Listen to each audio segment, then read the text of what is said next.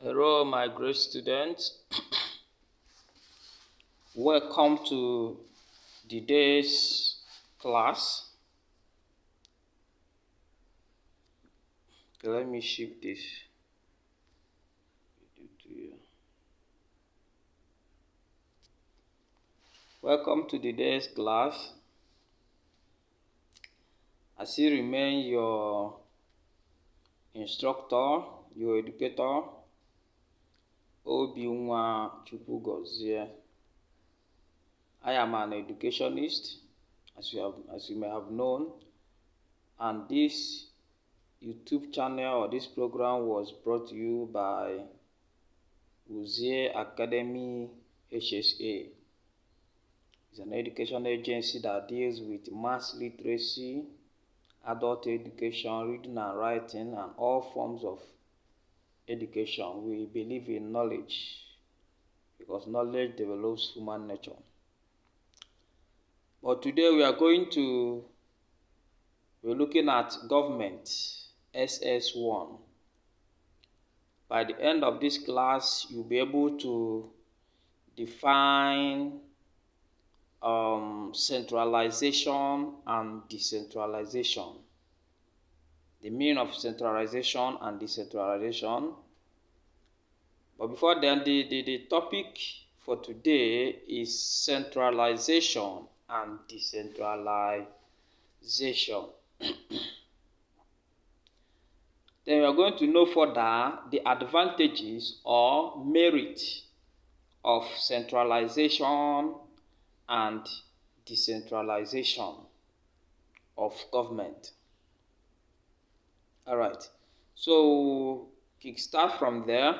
As you may have known, or in every society, in every organized society, there is what we call government. In every organized society, we have government. Government is an organization established by the people, so there will be leadership and procedure of doing things. And the government gets their power or authority from the people. Yes, government gets their authority from the people. And that authority can be shared or it can be centralized in a particular body. So we are going to dive into the details of what all these things is all about. Alright, we'll go further. Looking at the concept of centralization is an administrative system. An administrative system where you see the derivation of power, or the power is being derived from the central government or central authority. That is, the power is concentrated in a single authority or autonomy. This means that power flows from the head to the toe. What does that mean? Just like Nigeria is practicing federalism, although power is being shared in federal system of government. But when you talk of, okay, let's use federalism as an example, the central government, power is being shared between the central government down to the grassroots. Now, if it is decentralization or federal system of government, you'll be able to notice that power is being shared between the central government or the federal down to each components. Each component could be the state government, the regional government, the local government, or the province, or thereabout. Alright, so this means that centralization involves all planning and decision making in all areas of national issue, be it economic, technology, and every sector of the economy. That is what? Centralization of power. Power is being centered on that center or that topmost organ of the government. Okay, let's look at the advantages or the merit of centralization. I believe with this you have more understanding. They will now have strength, the unity. It strengthens the unity of the country. Now, when power is being centered or when power is concentrated on a single organ of the government or on the center, like the executive center, you see there will be unity because everybody in the country will be focusing on that center. It will bring about unity in the country. Then it do not duplicate office. There is no office duplication. Then it reduces cost. The cost of running the government is being reduced. Then we have absence of clash of authority. As human nature may require, people wants to control power. People wants to be in leadership. So because of this centralization of government, there will be absence of clash of authority because everybody have recognized that authority comes from the upper or the central government. If you can remember, or you may not remember, if you get to your, this is ss1 work, okay, if you get to your ss2, you'll be talking about the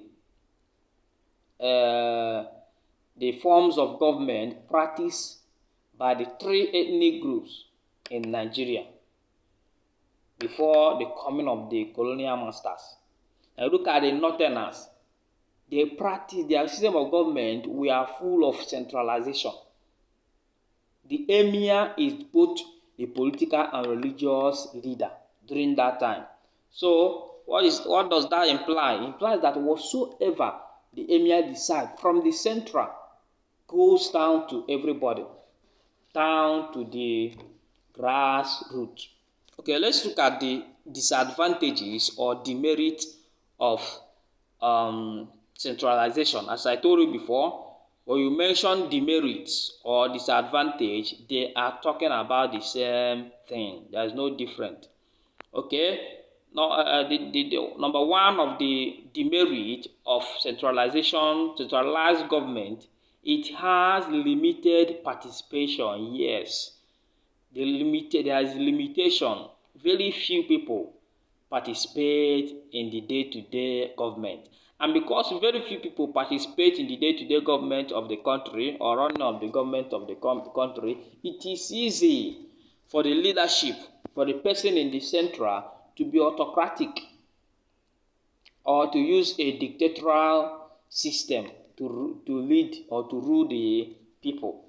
Now, number two is neglect of local interest. Yes, people at the grassroots, people at the local government are being neglected because power flow from that up to down. People in that local environment or local government are being neglected, which is very wrong in a democratic setting. Then we have the abuse of delegated legislation. They have the number four is dictatorship, as I said before. Dictatorship can emerge easily because power flows from that up to down. Then number five, small territories and homogeneous societies. Now, the people that can practice this system of government, which is centralized system of government, is people or country that are very small in geographical location, just like Ghana. Ghana is as a country is very small, so it's very easy for them to practice this system of government. But a country like Nigeria cannot practice this; it will not be successful because Nigeria is so big. America is so big, so those big countries cannot practice this system of government.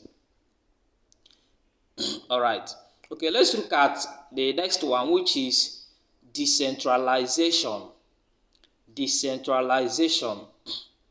Now, decentralization is the transfer of political party on geographical basis to the agents of the central government.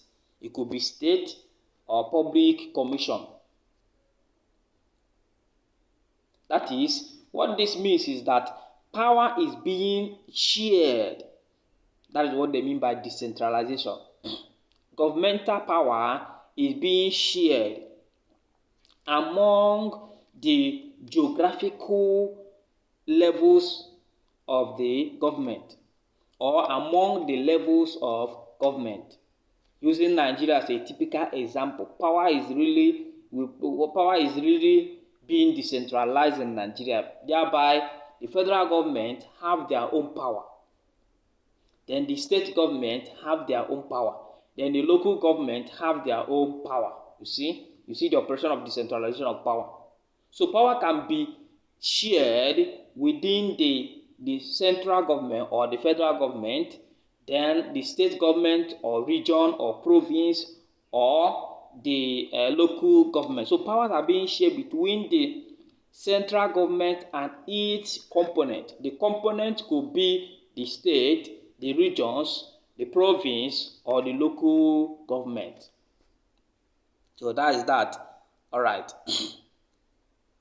So it can go further to define as a process by which political powers are constitutionally shared between the central government and the component units. As I said before, we share between the central government and the component units. Okay, let's look at the forms of decentralization. Number one, we have the concentration. Now, this one is the transfer of legislative power, authority to various locations in the country. Such provinces, native or sharing of legislative powers. If you look at Nigeria, the federal government under the legislation under the federal government or the central have their own legislative organ, which is the legislatures. They make law. Now, under the state level in Nigeria, the state level have their House of Assembly. The House of Assembly in the state level are the people who make laws, they are the legislators. Then under the local government, we have the councillors. The councillors in the local government are the people that makes law.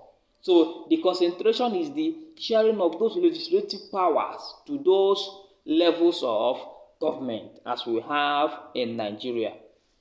Then we have another one which we call devolution. Devolution is the transfer of political authority from the center to the local government for easy administration. Such local authorities are local government or special statutory bodies. As simple as that. It doesn't need much explanation. Okay.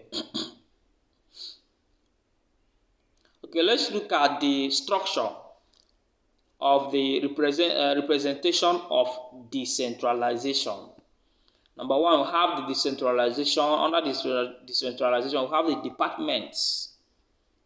We have the regional or state or authorities.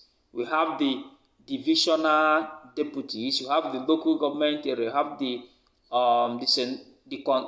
concentration, federal, and so many of them. So you can see them here.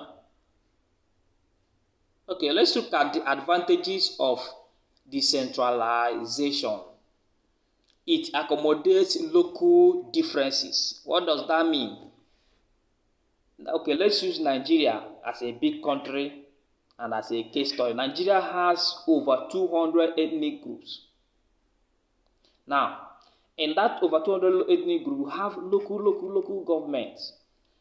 And those local governments have ethnic groups that are manning those local governments. In one local government, you may see 3 or 2 ethnic groups occupying that local government, thereby making those ethnic groups to be involved in the day-to-day running of government, because they now have the local government whereby they can run by themselves, not really depending on the central government. Okay, and we'll now look at checks tyranny.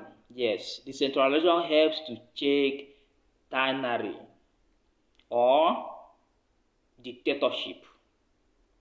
Yes, because the federal government or the central government cannot just give order anyhow, because yes, they cannot trespass their boundary.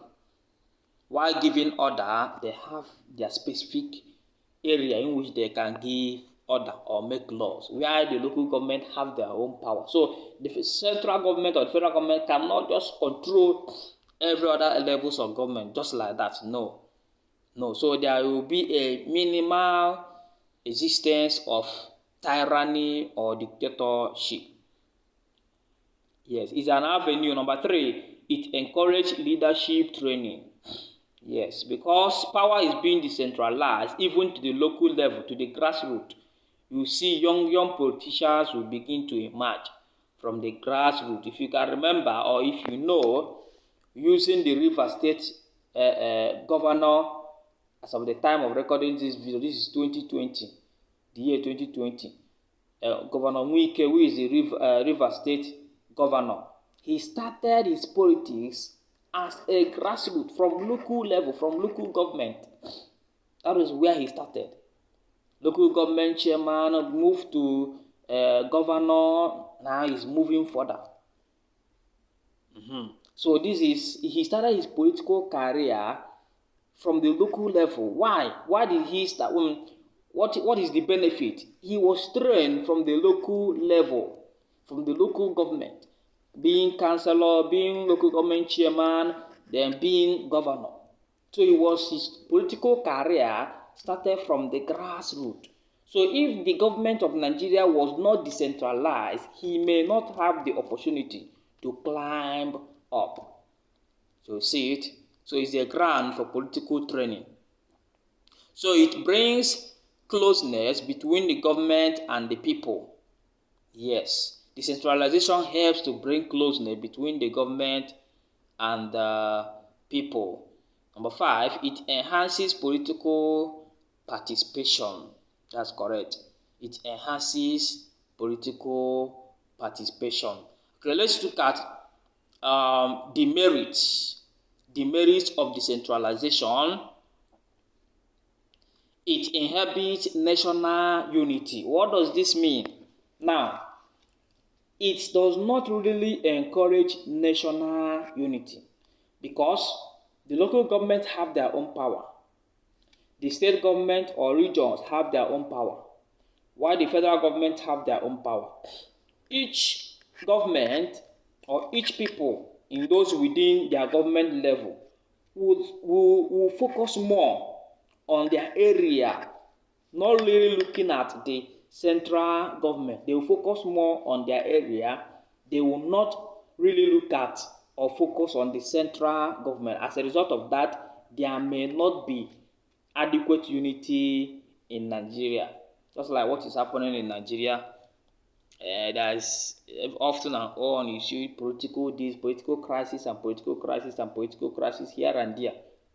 When you get to SS2, third term, you begin to see political crisis, and you see the result or the experience that Nigeria had as a result of political crisis.